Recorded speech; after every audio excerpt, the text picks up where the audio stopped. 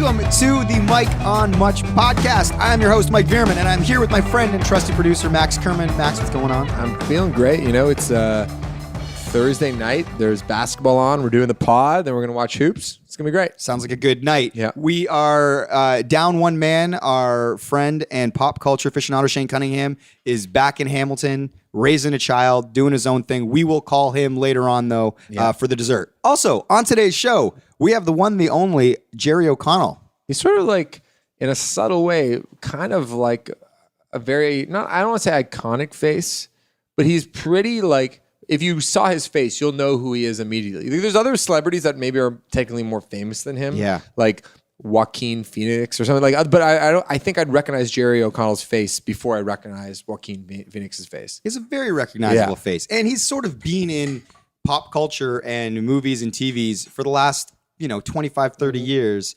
consistently. So that's why his face is just sort of part of our consciousness in a lot of ways. You know him from all sorts of things, like Stand By Me when he was a kid, Sliders if you're into sci-fi in the 90s. Jerry Maguire, Tom Cruise. This guy's done everything. He also is in a show that is on Bravo on Tuesdays at 8 called Carter.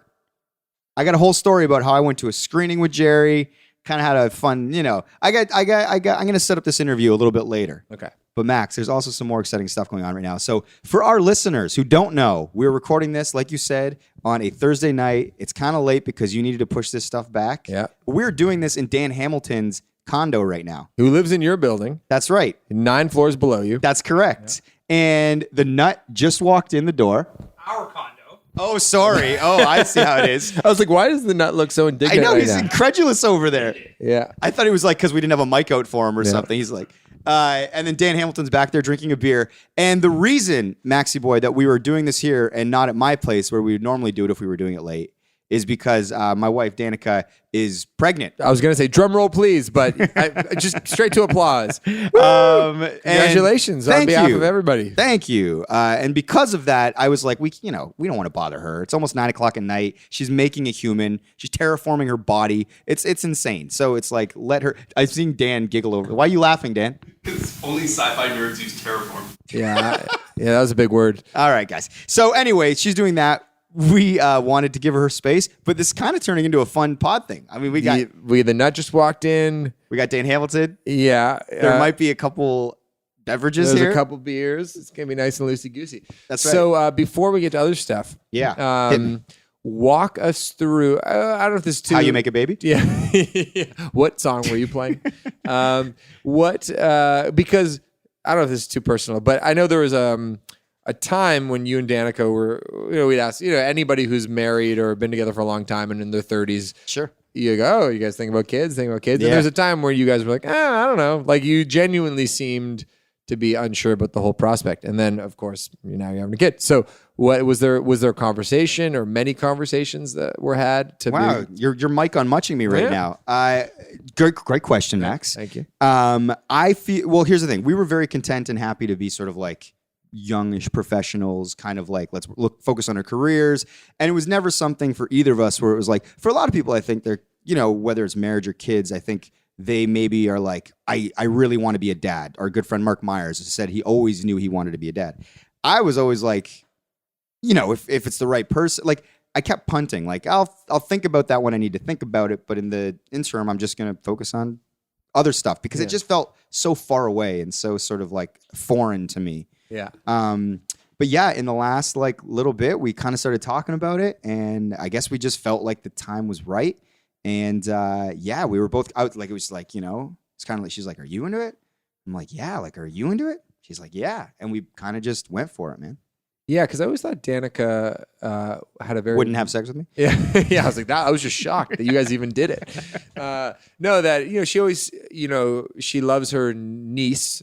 At least on Instagram, she likes her niece. Yeah. I don't know if she does in real person. Her very cute, adorable niece. Yeah, she does. Like, I mean, that's her life. And she has a very motherly kind of calmness to her or something. Like, and she's really, like, she's a family person. Yeah, that's the other thing. She really does like her. Yeah. And so how did it go? Because you're the first Veerman boy of you and your brother to have a kid. How did the big announce go? And by the way, I know how the story generally went, but I think it's good. Well, So this is another retell thing it. maybe our listeners should know. So the reason we're talking about this now is I've posted on my Instagram and socials and all that. Like Danika and I have told sort of the larger social circle of friends that we have, but obviously everyone in this room has known for a long time that she's cooking up a baby. Like all of our close friends and our family, have known for quite some time.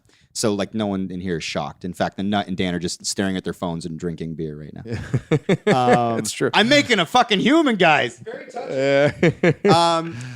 So anyway, what was the question? When you broke the news to Roy Boy, When we told my dad, because this is the other thing that happens, and listeners, maybe you're entering that age or you'll get there later, but like if you get married or you're in a long-term relationship, parents tend to kind of like do this thing, and honestly, parents shouldn't do it, and I will never do this to my kid, it's like they're like, so, like, when are you having a baby? I always thought that's weird. That's It's whack. so weird. It's just the assumption is weird to me. It's weird. Yeah. And it's just like, there's a few, like, it's just like, just leave it be. Yeah, and also, what do you know? It's like maybe they're having trouble conceiving. Could be that, totally. Or maybe they just don't want kids. Or they don't want to have it and at this all. you're going to make them feel... Anyway, so I would just say, stay off that. But anyway, that being said, my dad was always like, so when are you going to give me a grandkid? And I get it, whatever. So when we told him, we knew it would be sort of this big moment because it's something that he's wanted probably much longer than we even knew we wanted to do. Yeah. So when we told him, my brother and Danika and I were going to take him out for his 60th birthday. And so we get to the house and my brother's filming it. And he's like... This is great footage, by the way. He goes, all right. He's like, some beers for everybody. And we're like, yeah, okay. And I'm like, but no drinks for Danika because she's going to be the designated driver tonight. He goes, okay. And I go, in fact, she's going to be the designated driver until October. And he goes, and all three of us are kind of staring at him, waiting for him to like put it together. Mm-hmm. And he goes, oh, what? You just quit drinking? Something weird happened? Like, That's fucking and so great. none of us answer. And he's kind of got the fridge door open, like waiting to grab the beers and wait for us to answer. And then none of us answer. And I'm kind of like staring at him, like for him to put it together. It's like one beat. He's doing the math two in his beat. head. And then he goes, no. Oh my God. And then he walks over to Danika and he hugs her and he starts crying. And, Dan's like tall and my dad's, a smaller dude. So he's really nuzzled up and he's crying in her shoulder. And it was a really nice moment. And I'm standing kind of like by the fridge and she like, so they part and I'm ready for like my hug. Cause like I half did this. Yeah. And he literally went right back to the fridge and he goes, so who wants a beer to celebrate? And he completely fucking skipped me for my hug. And I was like, all right, I see how it's going to be. And so anyway, that's Roy Boy. But Roy Boy is excited. He's thrilled. He's Yeah. like, he's already like, I'm buying a crib, blah, blah, blah. Like his that's dog nice. Dallas, he's like, Dallas is going to protect that kid. And anyway, I know. Okay. That's good. He's into it. So I'm happy. He's for training him. Dallas already. Yeah. And her family's absolutely thrilled and fantastic and all that stuff. So anyway. Have you I'm sure you've dreamed of like what kind of like dad you're going to be. Have you thought about like, okay, these are the things I can't wait to tell my kid about?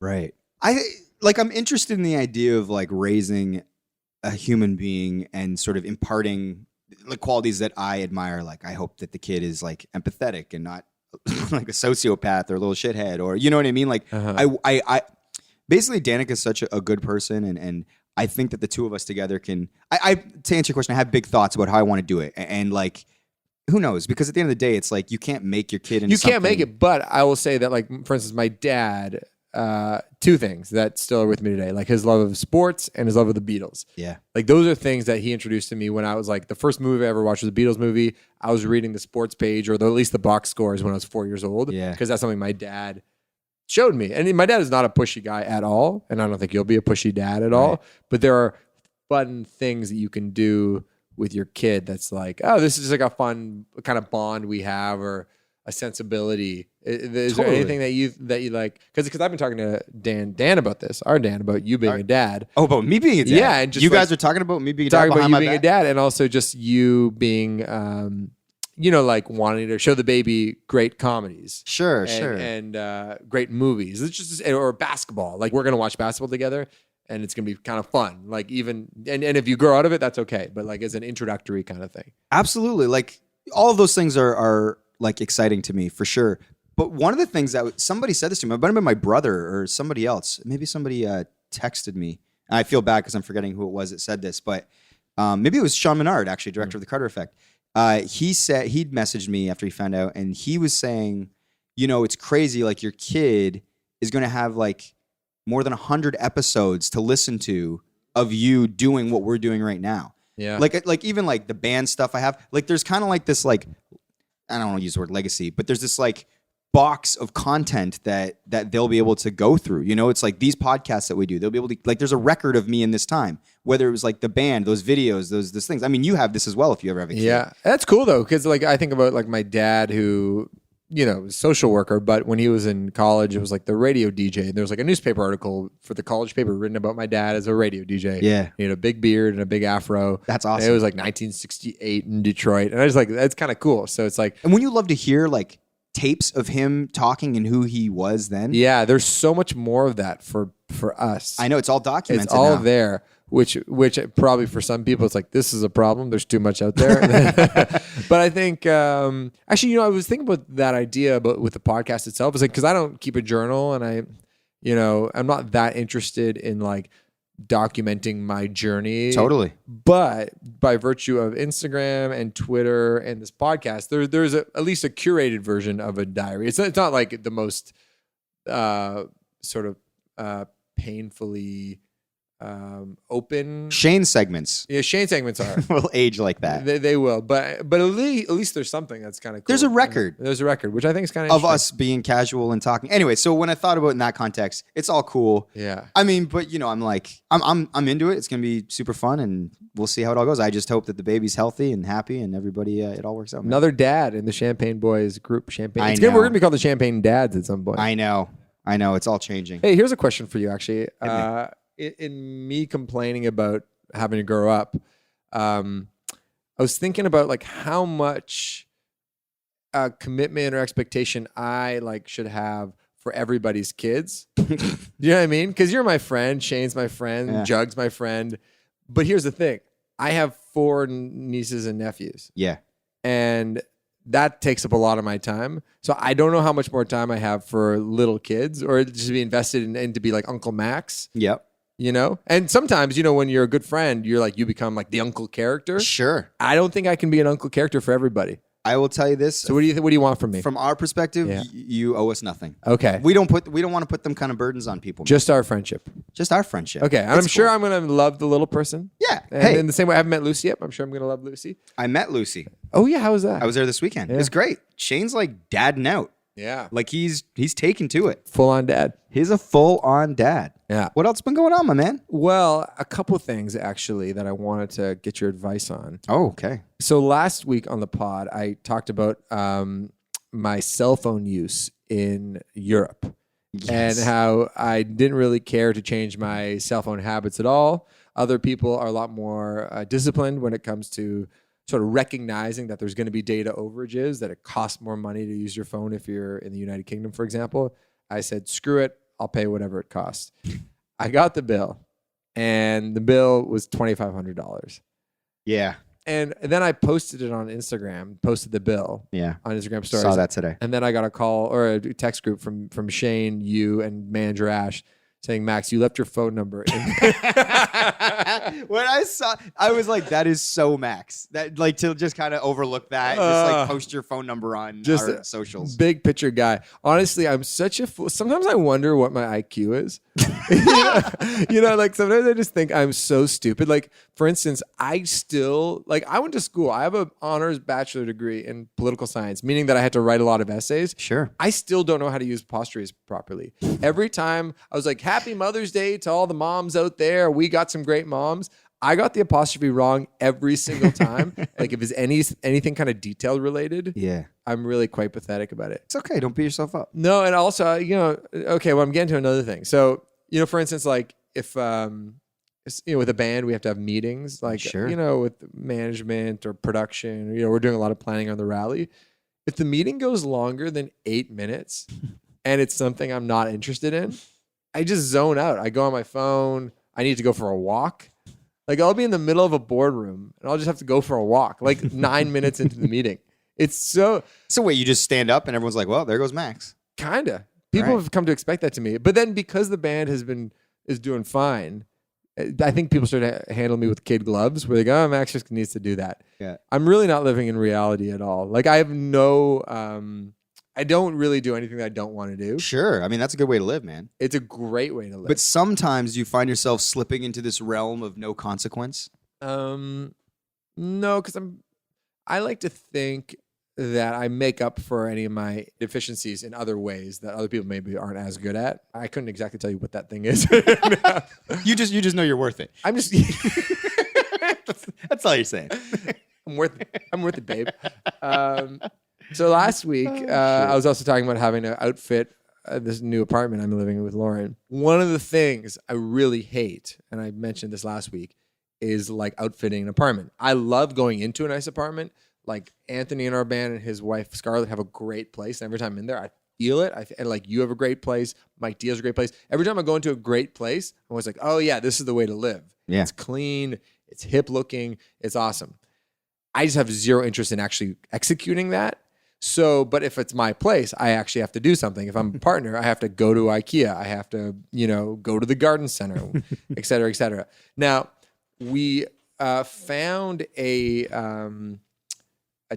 patio table on the side of actually our friend Melissa Bird tipped us off. She said, "Oh, my upstairs neighbor just put a patio set outside. Go claim it right now because we need one for our patio." Sure. So we go over there. It's in great shape. We bring it upstairs to our place, and of course, I have no clue how to put it together. Are you good at putting stuff together? I can make my way around some IKEA furniture. Really? Yeah. I've already checked out on that. Really? Oh yeah. Yeah. Like I've always just called Jug.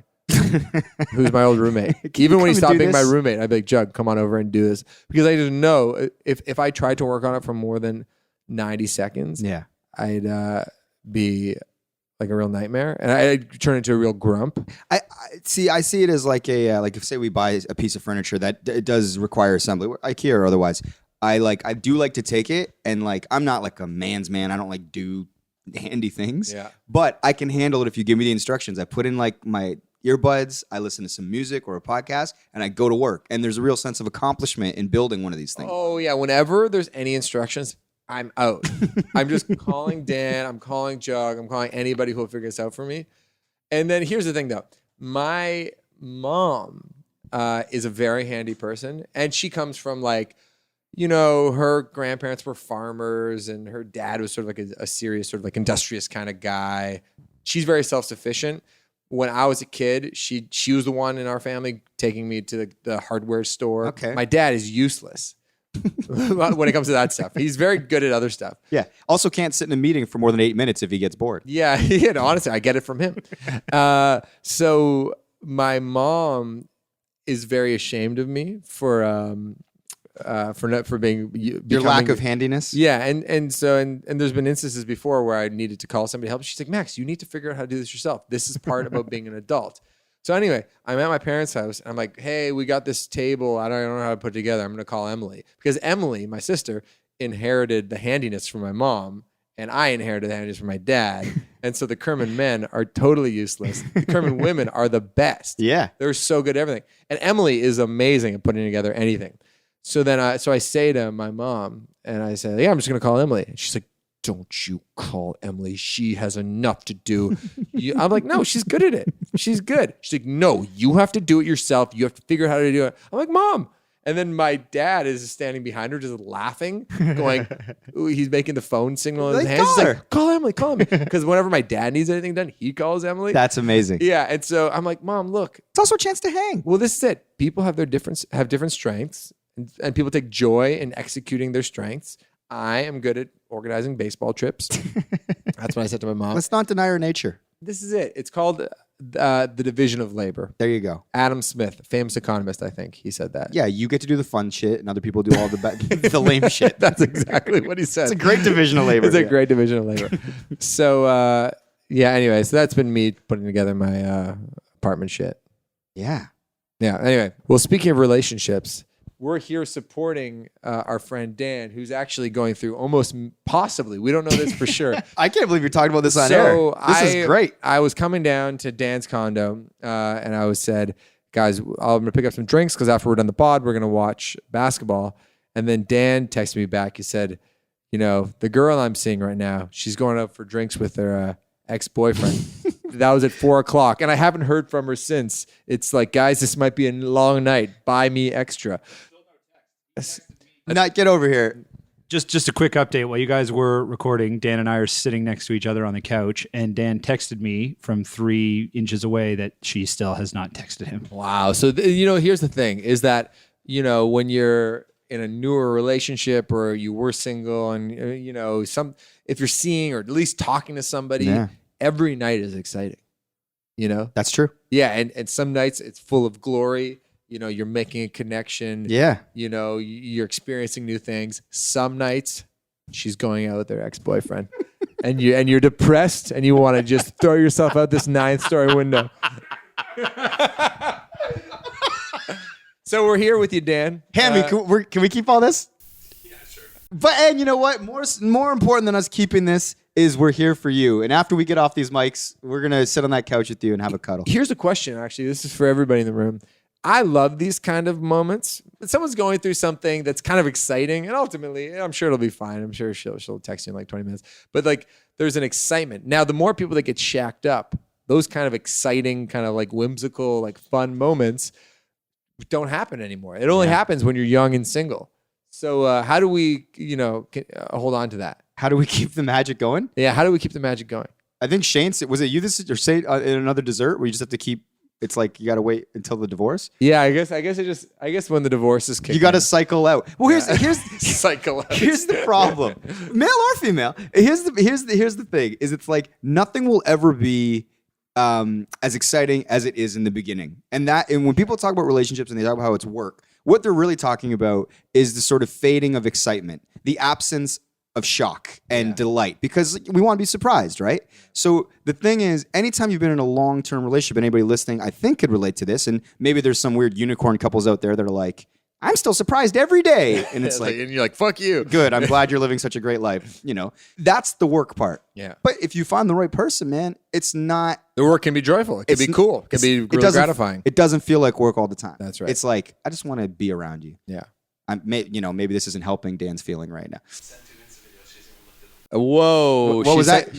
Yeah, Dan just said he sent 2 Insta videos and she has not replied yet. Okay, you can't seem too She thirsty, hasn't even brother. looked at it. She's so entranced in that conversation with her ex-boyfriend that she couldn't even bear to look at her phone. This is good. Oh, man. All right, anyway, we got to get to this interview. We do.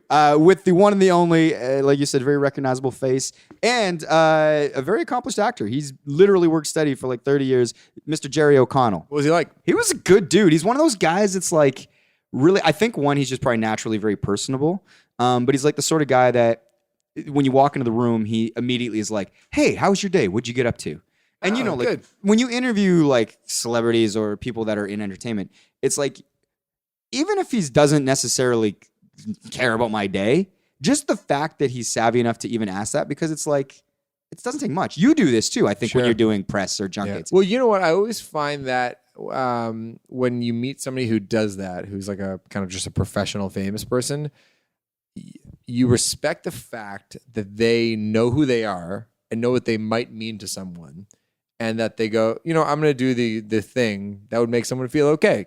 We opened for Them Crooked Vultures in like 2010, and I was at that show. Was that before we were friends, or just around? We were at the cusp of like, we knew each other because as you were coming off stage, I actually had backstage passes through right. like much. I knew that, yeah. But Dave Grohl is in that band, and he went out of his way to be nice. Like he knows he's Dave Grohl. He knows that anybody that's ever been in a band thinks that guy's a god. Yeah. So he goes up, hey, I'm Dave. How's it going? How's sound check? Like. And sure, it takes a little extra energy to do that, but like he just knows every time he does that, he's made that person's week, and kudos to him for doing that. And so it sounds like Jerry O'Connell on a certain level is similar. Yeah, totally. And for me, like, and it's funny because Shane, who's been off with the baby, when he found out we were doing Jerry O'Connell, there's kind of an excitement for like guys like us that have sort of obsessively consumed movies and television for the last couple decades.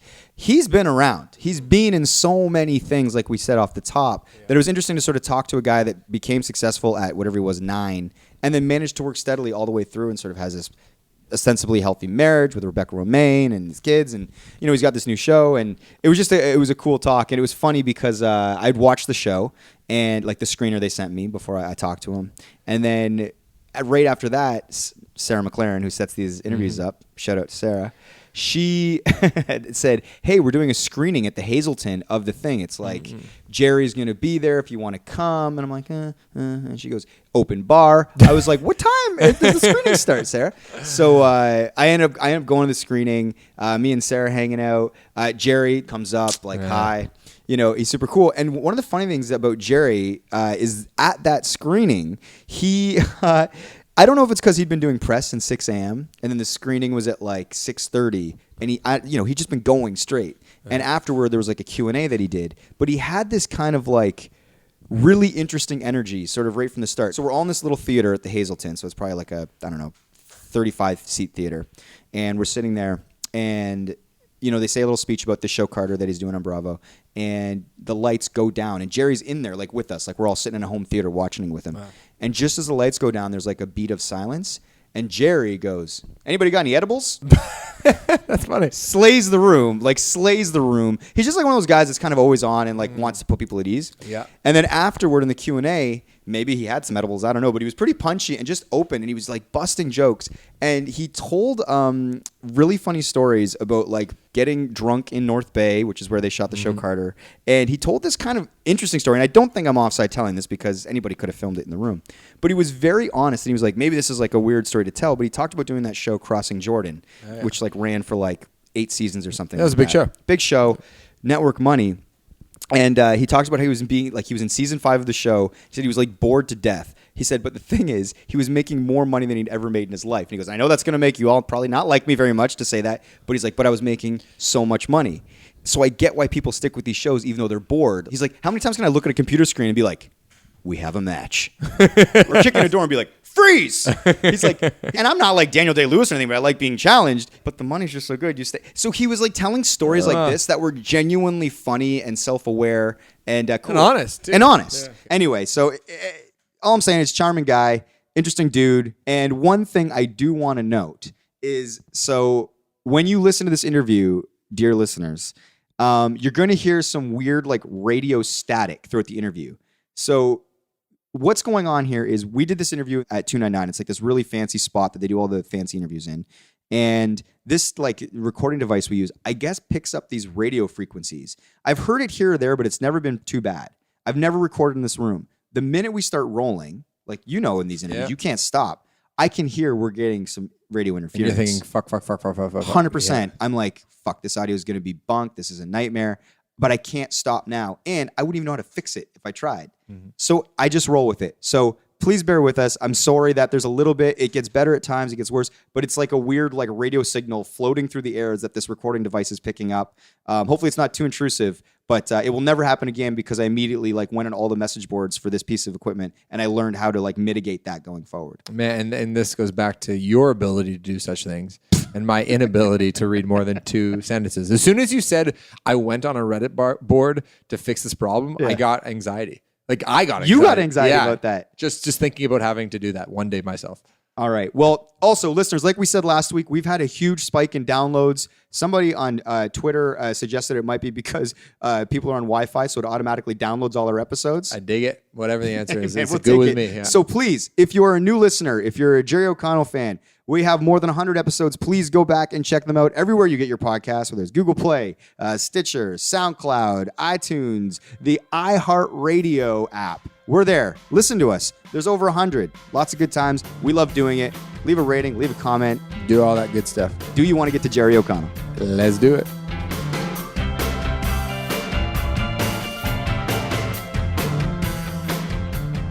We're just going to roll and chat. Yeah. So your brother got married?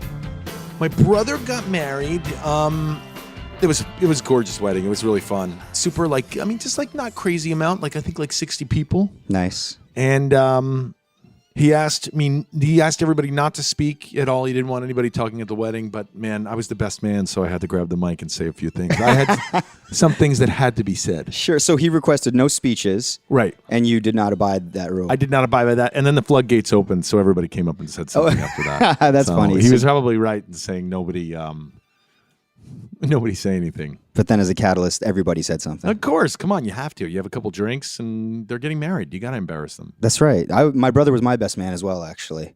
I think that's what you got. Do you only have one brother? One brother, yeah. Yeah, it's quite a bond. I mean, it's funny. I'll run into some people and they're not necessarily close with their sibling or their brother, and I had such a different experience. It's always kind of fascinating to me when people aren't close as siblings. Uh-huh.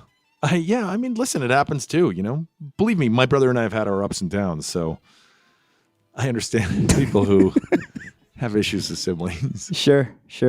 Well, I kind of want to start with Carter, obviously. Sure. And I read that you have Bruce McCulloch of Kids in the Hall to thank for getting this job. Absolutely, man. Because I'm like a huge Kids in the Hall fan. Of course. And so, like, what's your history with Bruce? So, I mean, let me just explain to everybody. I'm Jerry O'Connell, and I'm in a show called Carter. Okay? Like, that's where I'm going to start. Sure.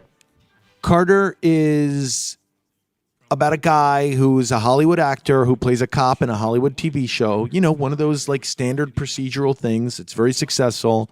He stops doing the show, moves back to his small town of Bishop, Northern Ontario, we shoot it in North Bay. And he thinks he can help the cops solve crimes using his TV detective skills. Now, I know that sounds like, it sounds like a pretty standard sort of TV pitch, right? They did a little bit of this with Rob Lowe, I feel like, as a lawyer. Rob Lowe in The Grinder. You got it. Castle, the fact he was a writer helping the cops. Yeah. We've seen this before. But the fact that it was written by Gary Campbell, who is our creator, who was a former writer on Kids in the Hall. Yeah.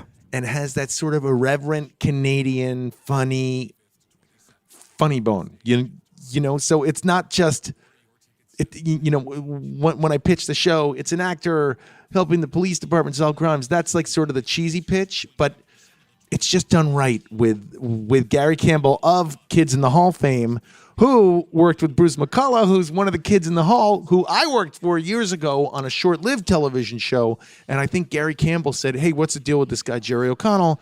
And I think Bruce McCulloch, star of Kids in the Hall, said, you should hire him. He's a lot of fun. Because I had a lot of fun with Bruce McCulloch, primarily because I was such a huge fan of Kids in the Hall. Yeah. I'm a 44-year-old guy, so it's right in the pocket. That's my wheelhouse right there, man. Flying pigs and all that stuff. That's my jam. Yeah. Well, it's funny, in watching the pilot, it gets pretty dark at the end, in sort of like that very funny Kids in the Hall sort of fashion, where it's sort of always playing the duality of like there's some absurd comedy going on, and then it goes to a really dark place, and it's like, wow, like this, like dark comedy, and sort of, which is their bread and butter. Yeah, it's Gary Campbell, it's Canada, it's that sort of irreverent Canadian style, and the thing that's most fun for me about Carter is the fact that it's makes fun of police procedurals, but really it's a police procedural. So, we're sort of banking on the fact that, people who maybe think police procedurals are cheesy will really like it, and people who like police procedurals will like it as well. It just really made me laugh. Because listen, you can't knock these shows. They make a lot of money. They're highly successful. It's what people want to watch on television. They want to watch, a murder, suspects have the crime unfold, all that stuff, and then at the end you capture whoever did it. Could you imagine if on Murdoch Mysteries they didn't figure out who did it at the end? People would be like, why did I just waste an hour of my life doing this? The big appeal of Law and Order is the resolution in an hour. You get everything served to you in that perfect little hour. Yeah. I'm always interested too in sort of the minutia of how sort of people go about their work. And obviously you guys shot in a small town in North Bay. When you're there, do you rent a house? Are you living you hotel living? I lived in a motel. We just went out every night. You finish work, and in a town like Nord Bay, it's just there's a bunch of really good restaurants, a bunch of really good bars. And weren't you yelping everything while you were there? Oh yeah, I did this super funny thing where, I realize I'm not Brad Pitt or like George Clooney, but let me tell you, when I'm in Nord Bay, I'm quite possibly the most famous person in Nord Bay. And aside from a few people on the OHL battalion team, that's a possibility. But I'm like the most famous person there. And so I was doing this thing where every place I went to, I would leave a Yelp review, and I would leave it as myself and everything. And it was just, just everyone is so accommodating to us coming there and really helping out. And it's just a special place. And I mean, I was like, how can I like really like thank everybody in like Nord Bay for everything that they've done for me? And I was like, oh, I know, I'll leave Yelp reviews for everybody. And I did it for everybody. The airport, every hotel, Just everywhere you went. every restaurant, the florist shop, Yeah. everything. I think I left it for the Max, the gas station. I think I left some reviews for the Timmy Ho-Hos, 2 of them, 3 of them. I just did it everywhere. Yeah. Also I find it fascinating. It's super fun. You can follow me on Yelp as well. Oh, really? Yeah. There's a plug for the Yelp. Follow Jerry O'Connell on Yelp. I don't think anyone has ever urged people to follow them on Yelp. This might be a first. Go ahead, Jerry O'Connell. Follow me at Yelp. I'm right there, Jerry O'Connell. You'll see a lot of reviews of everything Nord Bay. Yeah, exactly. Oh, I review every bar. It's really funny. You should get North Bay. You could be in like a commercial for North Bay, I feel like. I should be. Yeah. You're You're the strongest advocate I've ever heard for that place. Joking aside, it's a gorgeous place. Yeah. It really is. And, the reason why I think I am such an advocate for North Bay, which is where Carter, the television show I work on, which is on Bravo, shoots, is that I didn't even know. I had never heard of Nord Bay until I went up there. I'm sorry. I'd never heard of it. I had heard of Timmins, Ontario, and that's the only northern town I had heard of. And I only heard of that because I knew it's where Shania was from. Yeah. But once I got to Nord Bay, I was like, I kind of feel like it's my obligation to let everybody know about this place now. It's very kind of you. With that, though, in your line of work, which is, I think, unique in the idea of how much time I think maybe when you're shooting you spend away from your family, how do you approach that, when you're apart from your wife and kids? Are you sort of like, that's just the job? I go back a lot on the weekends. Oh, okay. It's the job. It just is. The job takes you away from home. And, my wife is an actress, so she's very understanding of it and extremely helpful. And I would not be able to do it if I were not married. That's for sure. Interesting. For sure. I mean, it's, I really have my wife to thank for it. You can follow her on Yelp. Is that true, too? No, I don't think my wife you guys is are like on a very Yelp. Yelping family. Well, my wife is on Instagram, Rebecca Romaine. Yeah. I think anyone that's listening to this is probably well aware of who your wife No, might be. some people don't, That's you true. know? Maybe just some North Bay fans listening in to Right. hear us yap about their place. Are you someone that always wanted to have a family? Some people are like, I want to grow up and get married and have kids. And other people are like, if it happens, it happens. I never really thought about it until really I met my wife. I just Really? think you get old and you date, and then you date long enough. You date one person long enough, and you're sort of at that age. And I'm really glad I did it, though, man. I really love my wife. I mean, listen. I don't want to point fingers, but I can tell the same from you. I've only known you for a few minutes now, and you've spoken twice very affectionately about your wife. It's fun, isn't it? It's great. But I was somebody who wasn't necessarily like into the idea. Like I was almost like, yeah, maybe if it, like, it's like, I wasn't thinking about it much like you. And then once I got in it, I was like, man, this is the greatest. Yeah, we're having a good time. It really is. And if you have kids, it's everything. I don't know how you do it. I tip my hats to all single parents out there. It's Difficult it's crazy. stuff. Yeah. Wow. I actually have a kid on the way. Oh, good. But nobody that listens to this podcast knows that yet. So exclusive. When this comes out in a couple weeks, and we're promoting Carter and obviously the run you guys are going to have on Bravo, they'll be hearing this potentially. Exclusivo here. Wow. Any advice? Hit me up with some parenting advice. What can I tell you about being a parent? It goes by fast. I know everyone says that. The days are long, the years are short. I know everyone says that. It's not easy for the first 3 or 4 years. It's really tough, Communication is tough. They sort of do what they want. It's crazy. But listen, diapers go, they start going to school, and then it just gets really fun. So just stick it out. All right. You can do it. All right. I know you can. Well, I'm not going anywhere, so. And then it's over. Man, my kids are 9 now, and it's sad how old they are. Yeah, in a decade they'll be off. Gone. Yeah, man. Gonzo. Yeah. All All right, I want to go back a bit because obviously I feel like anybody sort of our age is kind of obviously grew up Stand By Me. Sure. I mean, here in Canada, My Secret Identity was a big one. Sliders. I mean, I Sure. think you were 21 when you got Sliders, I think. was, yeah. But you're already such a veteran, I think, in entertainment industry in some ways. You know, it's so funny. Like, it shocks me to this day when people know that Jerry O'Connell, was in My Secret Identity. And for those who don't know, it was a kids television show on CTV Friday nights about a kid who had superpowers. Yeah. And it was 30 years ago, man. And it was a super cute show, really fun. Shot it here in Toronto. You know, it was the time of the original Degrassi cast, so I was running around with them. I was That was your crew? You know, that was my crew. I was not, because I was not a Degrassi kid, I was not as cool as Sure. some of them, but I was definitely Degrassi adjacent. And it was cool. It was a good feeling to run in that crowd. We would go to arcades all up and down Yonge Street, partying at the Eaton Center. I mean, no one will remember this, but shout out to Lime Ricky's, where a lot of kids used to go and have like sugary drinks and burgers and fries. That was the spot? That was the spot, Lime Ricky's, man. But Were you up here on your own at that point? yeah, I mean, they were Shit. shooting the show up here, so you know, I'm, What are you know, you're like I would 14 or something? I would come up here for months at a time to shoot it, but you know, as an adult, months at a time, that's not that big of a deal. But when you're younger, like those are pretty formidable years. That's what And, I'm getting at. I mean, there's a certain level of independence that you have to sort of inherently learn immediately.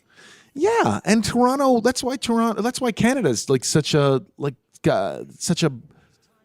tender place in my heart. I think because I spent, man, I spent 15, 16, and 17. I was 14, 15, 16 when I was here. That's crazy, man. Those are big years. Yeah.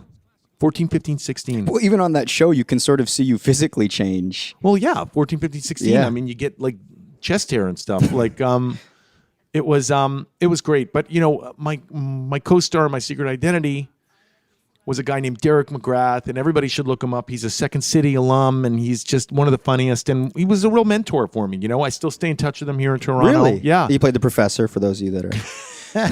You have really done your research. He played the professor in My Secret Identity, and it's just everything about it holds a special place in my heart. Well, I guess this gets to sort of the idea of being a child actor in the first place and sort of getting into such a, you know, you become a professional very young, and then you can see how it affects all sorts of people that start acting that young on a wide spectrum. You seem incredibly well adjusted and kind and all of those things. Not that others aren't, but what would you attribute that to? You know, it's so funny. Like I do get like the child actor question a lot, and I was a child actor. It's so funny. I just don't think of myself as one, but I was. You know, I just think my parents were cool. You know, Sure. I think it has a lot to do with parents. And you know, I mean, I know there's a lot of like negative child actor stories, but I had like really positive experiences as a kid. You know, I mean, I'll go as far as to say my child actor stories are all positive, and I would let my kids child act in a second. I would do it in a second, you know? And it's funny, my kids are just, they go to school and they do it at school, you know? It's not like professional, but like, you know, I was super lucky. I just happened to get cast in Stand By Me. It was Like you auditioned and got a gig pretty early It was a on. real fluke, and it was a real shot out of nowhere. And that film was a classic film. It still is to this day. I was one of the, for those listening, I was one of the stars. I was one of the boys in Stand By Me. If you don't know what that is, you can go look it up right now. It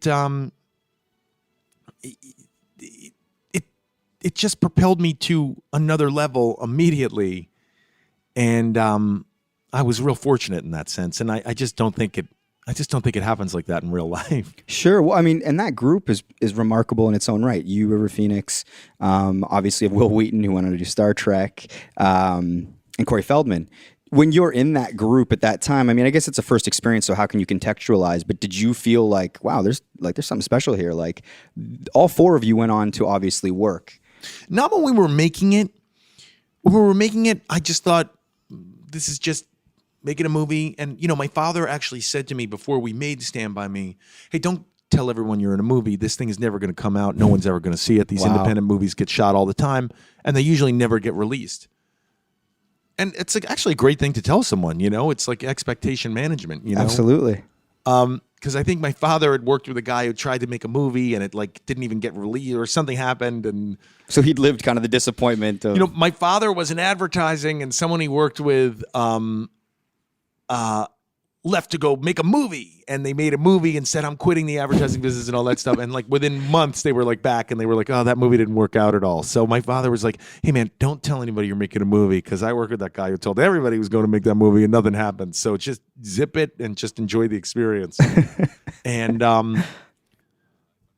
mean, it really I actually think it was a great lesson. I don't, you know, Absolutely. I don't like to tell anybody I'm working on anything until here I am talking to you about Carter on Bravo Tuesdays at 8. You know? yeah, once it's made, once it's real, it's like maybe don't put it out into the world until you know it's there. That's interesting. I mean, so again, like looking at sort of your whole career, you've worked so steadily and been in so many things. When you were in it, did it always feel steady, or were there times where you're like, "That shit, I don't know what's next." Like, there was ever a concern or like a down period where you thought, "What am I going to do?" This is such an interesting question. I went to college. I went to New York University. And I worked sporadically through college, so I never really thought about working or not working because I was always going to school. Then college ended for me, and I started working pretty steadily on that show you mentioned earlier, Sliders, which was a sci-fi show I did in the 90s. And then after Sliders ended, I mean, it happens. You go through periods of unemployment when you're an actor, you know? And I found myself living in Los Angeles, and I was unemployed. And that's when sort of, I mean, I don't want to call it depression because I wasn't depressed, but I'll call it anxiousness. Like, why am I living in LA if I'm not here to act or work? This is crazy. I would rather be in New York, you know, because it's a lot more fun for me to be unemployed in New York than it is in Los Angeles. But as I get older, you know what, also having kids, you know, when you have downtime, now I cherish downtime. I yearn for it, you know. I mean, it's just, I get to, you know, while I'm here talking about Carter. Yeah. On Bravo, Tuesdays at 8. Sorry, guys. No, gotta do it, man. I got to rep my Bravo peeps. You know, I mean, while I'm here pushing that show, you know, I don't get to drop my kids off at school and stuff, and I miss them, you know, and I'm breaking up fights between them over the phone and FaceTime and stuff, you know. It's so I'm a lot better with downtime now. But yeah, I guess there's look, every actor goes through quiet periods. I don't care who you are. Even I'm sure even George Clooney's got stories about, like, you know, not working, you know. But I mean, did you always sort of, I guess, did you always have like a positive outlook? Like, you know what, something's going to come along. I'm a pretty positive person, you Yeah. know. I don't get discouraged, you know. I'm pretty optimistic. Yeah. I'm just pretty optimistic. I can't explain it. It's maybe to a fault. Maybe I should be more neurotic. I would get more work. It seems like a good way to be in your line of work, to be optimistic, because you never, it's such a... Listen, you're also finding me on a good week. You know, I just spent like 4 months up in Nord Bay shooting Carter. So, you know, I'm flush with some cash and like things are going good. Cut to a couple months from now, I could be crying. Yeah. Oh man, I need some work. Can you talk to anybody at Bravo, CTV, Space? I'll do a show anywhere, please. Hook it up. Well, anyway, like, again, just sort of like talking about your career, you've had, you know, the chance to work with a ton of interesting people. My brother actually rocks a Team Cushman hat. Hilarious. That he For those wears who don't now. know, I played Frank Cushman in Jerry Maguire, who was That's the right. quarterback who took Jerry Maguire. Who took You dropped Jerry him as an Maguire. agent. I dropped Jerry Maguire as an agent. That's right. That's right. And actually, I was with my brother on the weekend. He's like, "You need to wear the hat to the interview." I'm like, "Come on, Team man. Cushman. I'm a damn professional. I'm not going to wear That's the really hat." funny. I should actually get one of those. I'm sure I could find it online. Yeah, I'm somewhere. shocked. Yeah, that's he ordered it online. I could go make it at $6 shirt or whatever that store is on college. Yeah, exactly. $6 T-shirt. I guess my question would be like, when you work with somebody like Cameron Crowe, what makes them special? What makes Cameron Crowe special? Specifically on an experience like that. Man, it's getting to see people like Cameron Crowe work. You know, it's just getting to see someone who's different and amazing just do their thing. And I mean, just to share with you, he's just a very intimate director, Cameron Crowe, who directed Jerry Maguire, where I played Frank Cushman, that your brother has the hat of. He's just like, I could see him and Tom Cruise like whispering to each other, like being intimate, really finding moments, not cutting the camera, allowing Tom Cruise to really like emotionally like get there. This is the scenes that I saw, like when he realizes that my character Frank Cushman drops him as an agent. It was just watching really talented people and their craft and what makes them different. And it was a real honor to be there. It really was. Yeah. Do you have a unique Tom Cruise story, or was he just sort of like one of many other actors you've worked with? I don't know. Tom Cruise, of course, played Jerry Maguire in Jerry Maguire, the film I was in. No, super nice guy. Treats everybody great. I mean, and I say that, you know, that's not remarkable just by itself, but it's remarkable because he's arguably the biggest star in the world. And he doesn't have to be that nice. I mean, I have to tell you, if I were in his position, there is no way I would be as friendly and nice as he is. I'm telling you right now. You're being serious? Yeah, That's I not wouldn't a say joke? hello to everybody. I'd just be like, I'm the biggest star. I can relax now. I don't have to say hi to anyone. I can just, if I feel like falling asleep right now, I'm going to fall asleep. I'm just going to take a nap on this floor. Yeah. And people are going to have to step over me because I'm Tom Cruise. But he's not. He's super nice and giving. And I mean, I guess that's a testament to why he is where he is, you know? Interesting. Hey, listen, I hear the same thing about Tom Hanks, that he is I hear from everyone who has worked with Tom Hanks, he is the nicest person. Forget about in or out of the entertainment industry, forget about in front of or behind the camera, forget about movie star, non-movie star, the nicest person they have ever come in contact with in their lives walking this earth. So there's something about that formula that's good, you know? Maybe I'm too much of a jerk to really get that famous. What do you think people say about Jerry O'Connell? I think they say he like talks too much. I think they say he never shuts up about Tom Cruise. He's just always dropping Tom Cruise's name everywhere he goes. Yeah. No, I think my coworkers say they have a really good time with me. You know, I think people say generally positive stuff. Look, there's a couple people out there who will say negative stuff. We all got that. Yeah, I know because I read their comments on Instagram. And people can read your comments on Yelp about North Bay. Lastly, as we wrap this up, you know, I guess just in general for our listeners, there's nothing guaranteed in the entertainment business, but you've had a really successful and consistent career. What would you attribute your success to, and what advice would you maybe give people in any field? You know, it's funny. Like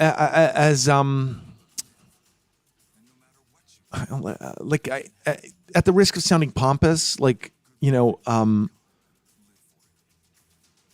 when I was younger, I made a few mistakes, and that is like I went on a few auditions I didn't really care about, and I just didn't give it my all. I half-assed it, if you will, and a casting director, I went into an audition and I just didn't care. I didn't really study the sides, which is the script that they give you. And I just sort of like goofed off when I read it. And I was just too cool. You know, I was already on a TV show. I was making money. And the casting director called up my agent and asked to talk to me. And I spoke to the casting director, and the casting director said, you know, you've been coming to see me for years. And I said, yeah. And they said, you know, if you want to continue, you have to treat every audition as if it's like the most important audition. Like, the people who are in that room are going to be casting something else. I'm going to be casting something else. Every audition is you have to treat everything like it's the most important. And that really resonated with me. And I was really thankful to that casting director who said that to me, and it really has. So, I mean, you really just have to give everything your all. You can't sort of slack or half-ass, or most importantly, not give respect to everything that you come into contact with professionally. So that's my only professional advice, if it was super boring or not. No, like treat all opportunities equally. Yeah. And really give them the respect. I mean, it's there in front of you. Like forget about doing your best and all that stuff. Give everything the equal amount of respect that you would the most important tasks that are put in front of you. Yeah. Is that cheesy or is not that, at all, man? I think that am I will turning resonate. into like Tony Robbins here? You have to tap into your potential.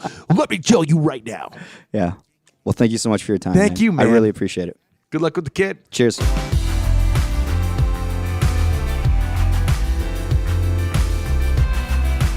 Welcome to The Dessert, calling in for the second episode in a row. New dad, Shane Christian Cunningham. Shane, how's it going? Good. Great. Yeah. I thought we could talk about the birthing video because it kind of blew up the internet. It did. Give some context, Mike, in case our listeners, I mean, I'm sure you saw it because it blew up the internet. If you listen to us, you probably follow us on Instagram. And if you don't, and you want to see what a real live baby being born looks like, go check out our Instagram. But basically, because Shane talked about it last week, that he had taped the birth of his baby Lucy on the Cobra Cam, he said he was going to post it, and he posted it. So it's up there. If you haven't seen it yet, check it out. We were at a softball game when it got posted, and somebody looked at their phone, and we were all like, have you seen this video? Because we weren't expecting it to be from that angle, to be honest. I was about to hit, and a murmur started on the bench. It was like a ripple effect, and everybody started looking at a phone, and then you came over to me. You're like, have you seen this? Yeah, I was shocked. Yeah, it shook me, man. I popped out. Yeah.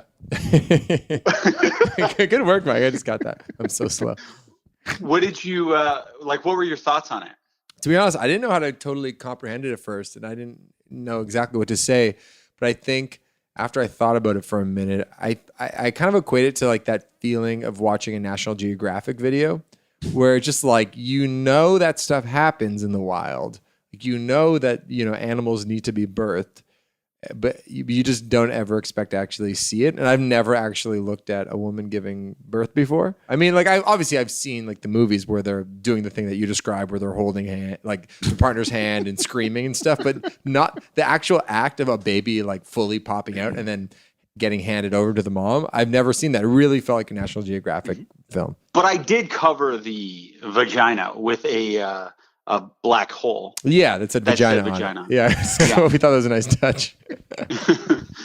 So you were cool with that, right? Like, it didn't gross you out or anything.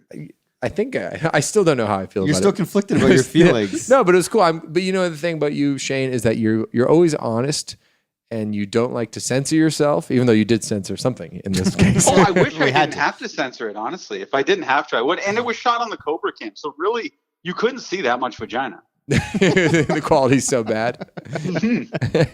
And what did you think, Mike? Were you disgusted or overjoyed? For me, it was very almost immediately, like my brain was going a million miles a second, because I was like, wow, I'm watching one of my best friend's child come out and see the world for the first time, and I'm seeing Alex, and it's emotional. But also my brain, I'm going, everybody else is also seeing this, and this is very interesting. So I was like, this could be polarizing, because is it 2MI? I don't know. But either way, all within sort of the span of that 60 seconds, I feel like I was sort of like, this is crazy.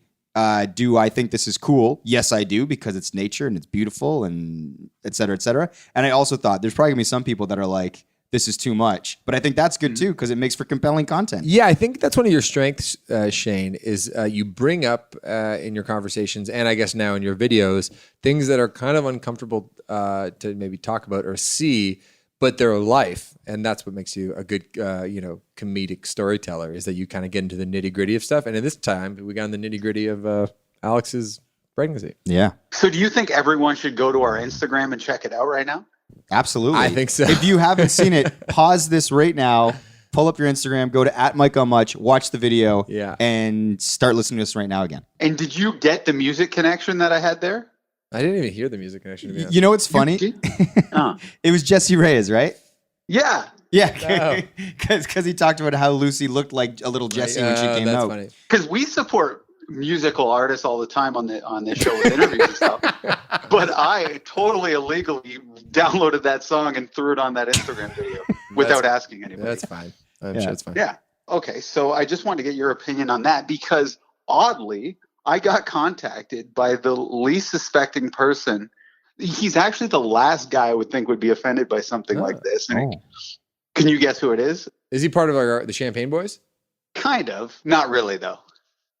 Okay, I'll just tell you. It was Bert. Oh, give some history about Bert. I like that he's kind of part of the Champagne Boys. When has Bert ever hung out with the Champagne Boys? Give some context for who Bert is. Yeah. Yeah, hit it, Mike.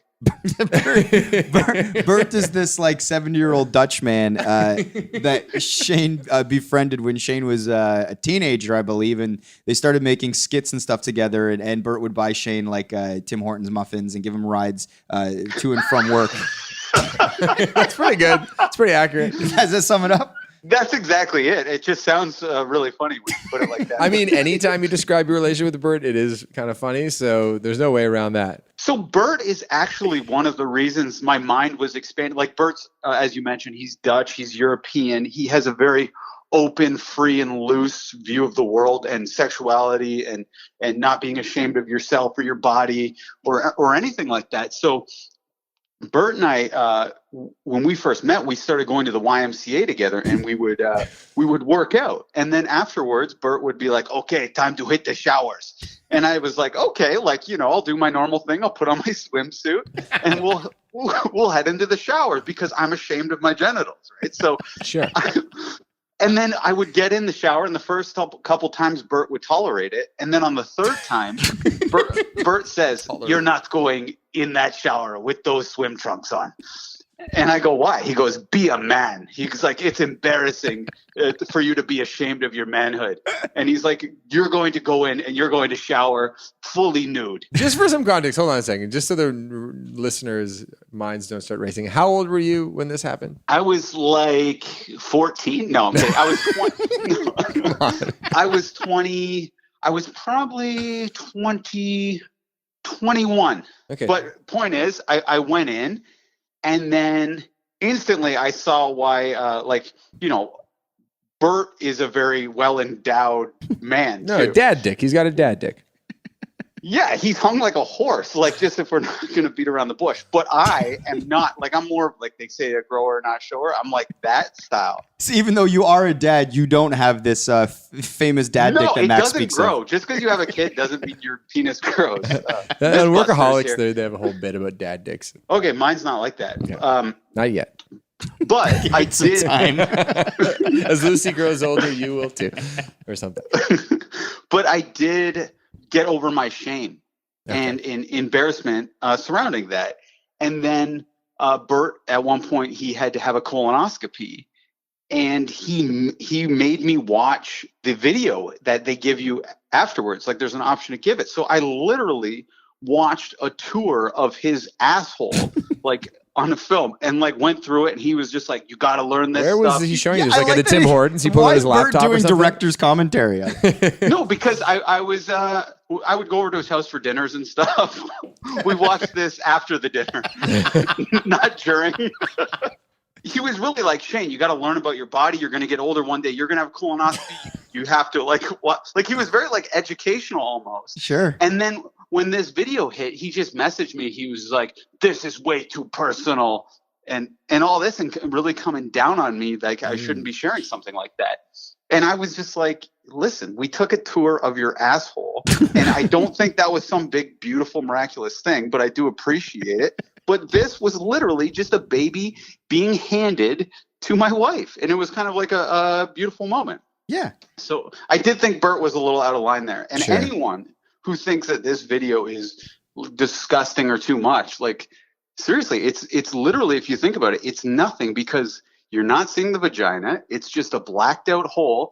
and a baby is handed to the mom. And it's a kind of a cool moment that you don't really see. No, every day. you know, it was a powerful moment to see Alex overwhelmed with emotion and her husband filming. So Yeah, and then Lucy, she goes to give a hug too. It's kind of cool. Like Yeah. if it was like a crazy complicated birth or something, I wouldn't show it. It was pretty smooth, and the camera work was okay, and the footage.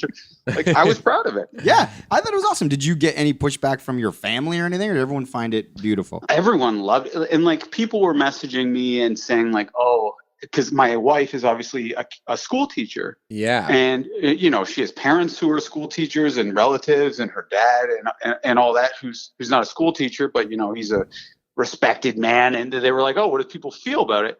And actually, for a Catholic school teacher, this is probably the best thing you can show because we're married and we're having a kid and they love that stuff. yeah. If That's it all was- part of traditional values. You know, it's like Exactly. always film your wife getting pregnant and put it on the internet. It's educational, Max. Come on, let's grow up here. But there is a stigma around birthing stuff, and I do think people are particularly like weirded out by a baby being born. Mhm. Whereas if this was like a weird brain surgery, it would just be kind of, I don't know, not so repulsive to some people. But Sure. It's a good question. I wonder, if it's the intimacy of the moment should be private, or just that her legs are spread.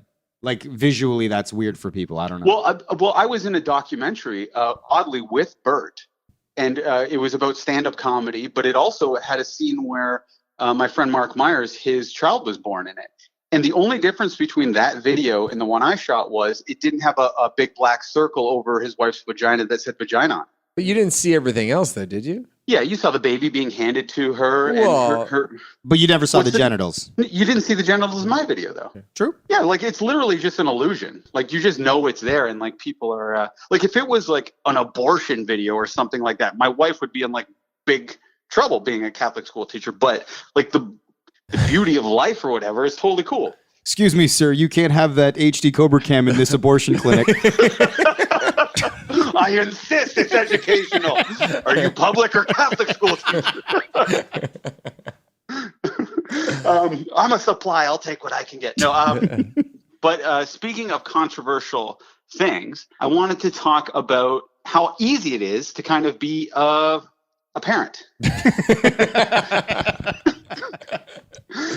Because I noticed like everyone built it up how hard it was going to be, especially in the early going, crying baby, yada, yada, yada. And like, it is so much easier than a commute. So I think that Because for our listeners, every day you commute when you were working before you were on paternity leave. You would commute from Hamilton to Toronto, so you were losing like 3 hours a day just in commuting. yeah, and too, I'd be working on other stuff at work. Often I stay late at work. I wake up usually at 7 a.m. and on many, many, many nights, I am home at around 10 or 11 or sometimes even midnight. So this to me is like a total vacation. And it's easy. Like the kid, all it does, it'll cry. I don't usually get that much sleep anyway. It's either two options. It either needs breast milk or it needs its diaper changed. It's not some big mystery what's going on, you know, just flip a coin. It's one of the two. And then you just do it and it's easy. Well, I think when people say that like being a new parent is hard, I think the first few months are not as intensive. But I think the bigger the kid gets, from what I understand, the more work it is because the sleeping schedules changes and the kid's just generally more active. Like right now, it's just a little blob, right? She's actually in fairly good shape. Ripped six-pack She's abs. doing sit-ups every day. But I just want to say, I think the media overhypes how hard it is. again. News again. And I think the media underhypes or undervalues the commute. Okay. That's a hot topic. That is true. Do you realize no one's talking about the commute? How come more people aren't talking about the commute? No one's talking about Obama collusion commute. You know, it's the true, stuff though. that no It one's is talking true. about. You joke, Max, but it is true. All right, what's the next thing? Okay, next thing is breast milk. People have been messaging me for a taste test, and I thought I would do it live on the air. So you're going to taste test milk versus breast milk? No, I know what regular milk tastes Okay. like. I'm just going to. It's like the one Pepsi second, challenge. just walk downstairs. I got it in the fridge. Or do you guys want it straight out the nipple?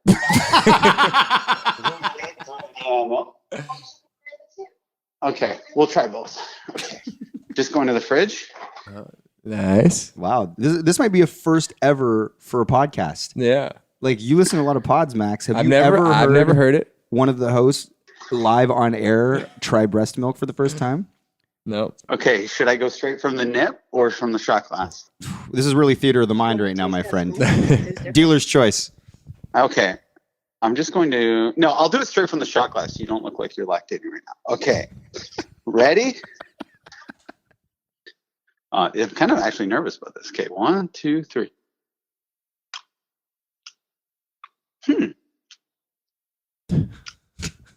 Yeah, What is it's it? not bad. It's not bad at all. Is it taste like dairy milk? It does. It tastes a lot like it's like Is it like cream or is it like 2%? it's kind of like skim with a little bit of sugar in it. Huh. Wow. Like you've taken my coffee. You could have like a bowl of cinnamon toast crunch, and you would not know that it was different milk. Well, now we know. Wow. Our listeners know, if you've ever wondered what breast milk tastes like. I guess Alex only has like a limited supply. That should probably go to Lucy though, right? We can't ship that around. Yeah, Okay. man. You don't want to fill a whole bowl of cinnamon toast crunch. Baby needs some Wait, of that let me milk. try. I'm going to try it straight from the nipple now. Come on. Which one's good? Oh, my goodness. That one? Okay. Okay. 1, 2, 3.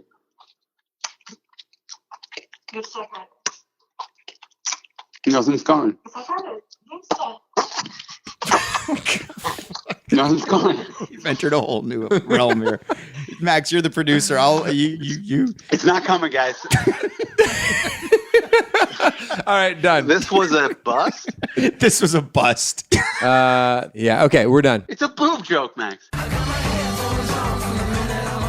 That's it. That's all. That's our episode. Thank you to Jerry O'Connell for coming on and having a good chat. Thanks to Shane for calling in. Yeah, the Mike on Much podcast can be found on Twitter and Instagram. You give us a follow at Mike on Much. Huge thanks to Jenna Gregory and Tara Paquette for putting together the art. Give us a subscribe on iTunes or wherever you Give us a what? How many a beers have you had? subscribe. Subscribe. Give us a subscribe. And we got to watch basketball right now. The Mike and Much podcast is produced by Max Kerman. I'm your host, Mike Bierman. See you next week if we don't die on the weekend.